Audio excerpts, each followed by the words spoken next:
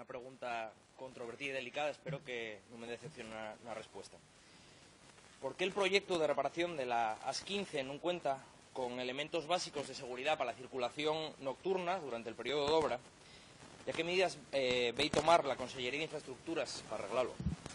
Señoría, se refiere usted a una obra en ejecución de mejora de la seguridad vial y renovación del pavimento entre el punto kilométrico 34.200 y el 50.500 de la AS15, Cornellana-Puerto de Cerredo, con un presupuesto de adjudicación de 1.040.000 euros y con un plazo de ejecución de 7 meses, que actúa sobre 5 tramos, entre otros, pero con 5 tramos en esta situación de concentración de accidentes. Como puede usted suponer, y de acuerdo con la normativa vigente, ha contado a lo largo de la actuación con elementos de señalización vertical y balizamiento, tanto en periodos diurnos como nocturnos. El contrato cumple la normativa legal y, lógicamente, tengo que responderle que, efectivamente, el proyecto ha contado con todas las circunstancias que rodean a la normativa vigente en materia de seguridad.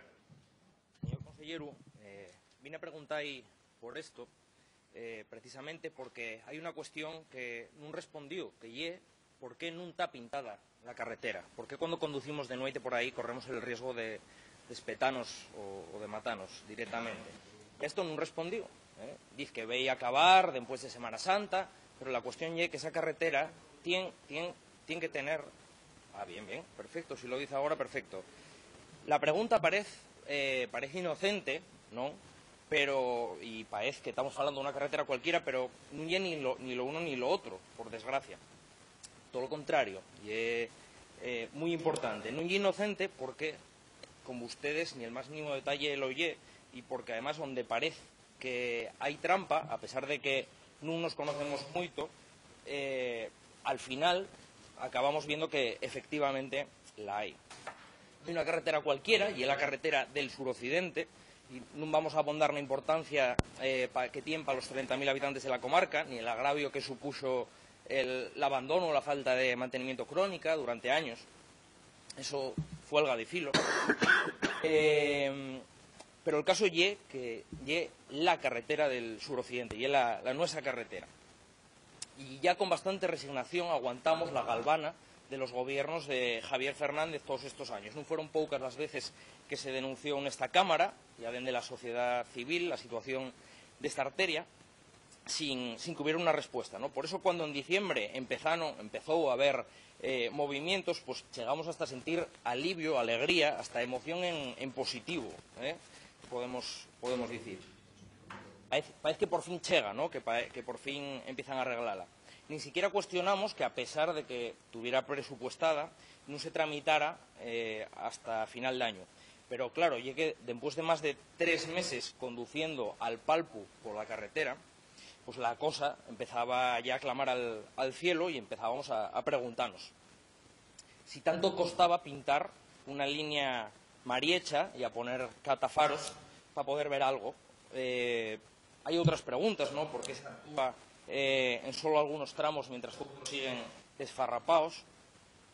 ¿O cuántos accidentes, cuántas incidencias podía estar ocasionando esa falta de visibilidad, ¿no? Entenderá que nos preguntáramos eso. En esta pregunta quisimos centrarnos en una cuestión muy concreta, ¿no? Queríamos saber qué va a hacer para que quienes conducimos por la AS15 no corramos el riesgo de matarnos de noche.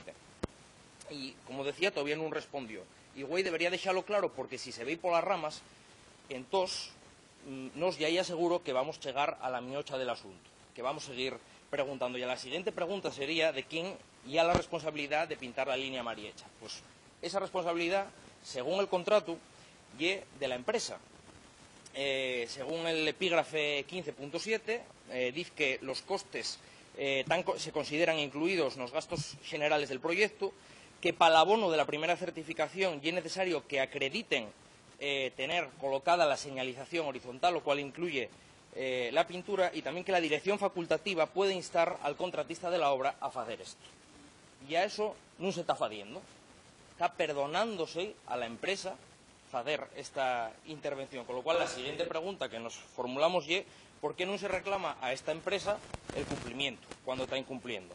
La respuesta, rascando un poco, en cuanto es que iramos un poquinín por internet, damos con hecha, ¿no? La empresa ya Contratas Iglesias, de la que hay abundantes referencias. La facturación de Contratas Iglesias aumentó ostensiblemente desde que Carmen López fue nombrada jefa de infraestructuras de transporte en enero de 2006. Entre 2005 y 2009 obtuvo contratos por valor de 40 millones de euros, tiempo durante el cual su marido era directivo de la empresa. Acabó destituida. El hotel de lujo del Castillo Bosque de la Zoreda, propiedad de la empresa, agasajaba políticos y funcionarios del PSOE y del PP. Los hermanos Iglesias eran habituales de las embajadas de empresarios que acompañaban a Vicente Álvarez Areces. Contratas Iglesias es una de las empresas más citadas en el caso Marea por las contrataciones públicas de las que se benefició el hijo de Río Pedre. Estas son referencias que se encuentran en Internet de Contratas Iglesias, ¿no?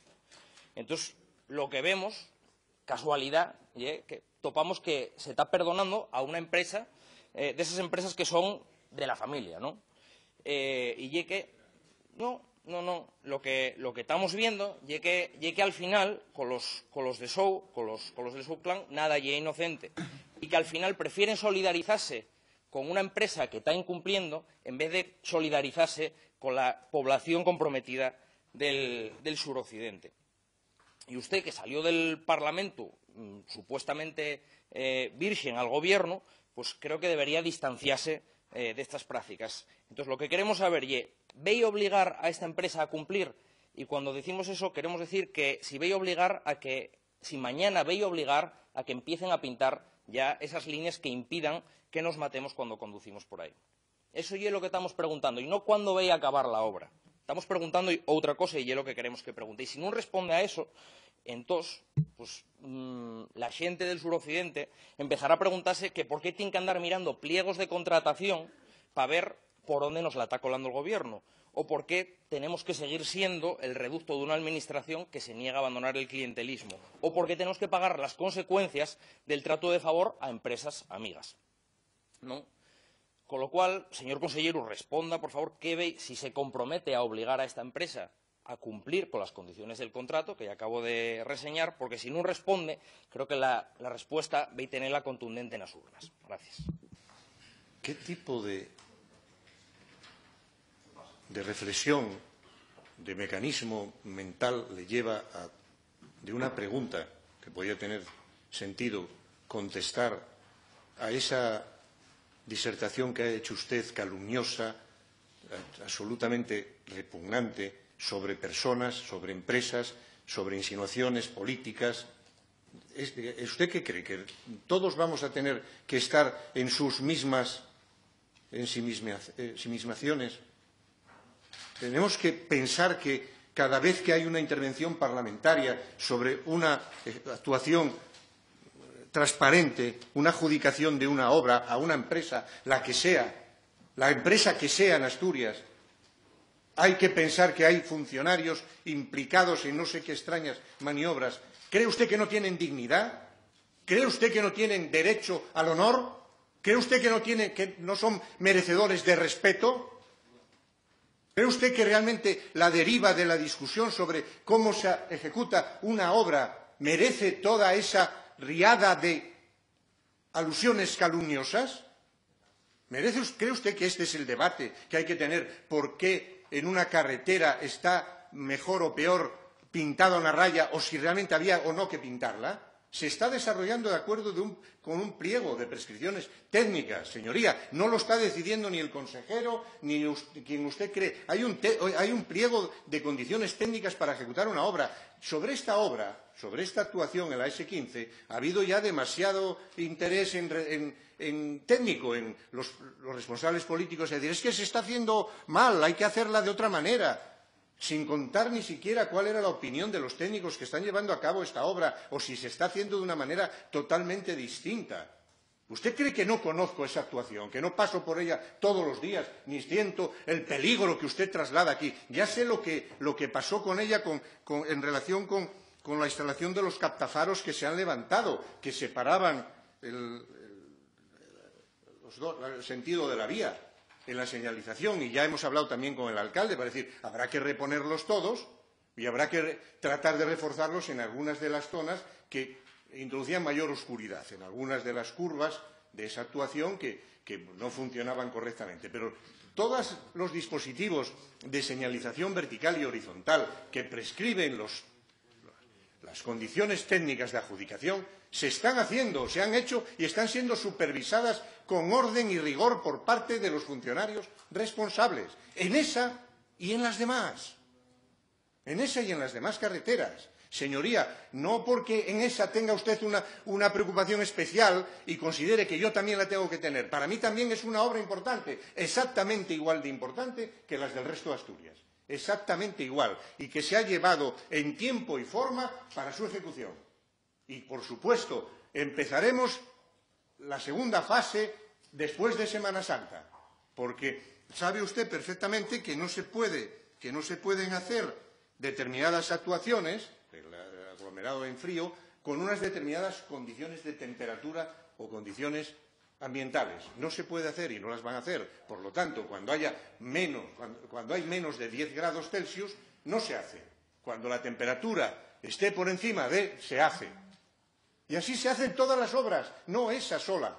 Y no hay, se lo digo sinceramente, olvídese usted, por lo menos conmigo, porque no se lo voy a pasar de buen grado, hacer referencias injuriosas o calumniosas a ningún funcionario. Si no, tendrá que usted hacerlo en otro sitio. Yo estoy aquí para defender su honor también, al menos cuando no haya ninguna razón para que sean expuestos de la manera que usted lo ha hecho. Infame, de la manera infame que lo ha hecho. Modérense, por favor, modérense un poco, que esto tiene hay otra dimensión para la discusión política. Salgan de ese lodazal. Levántese de ese lodazal. No sé qué diablos hace usted ahí revolcándose en ese lodazal.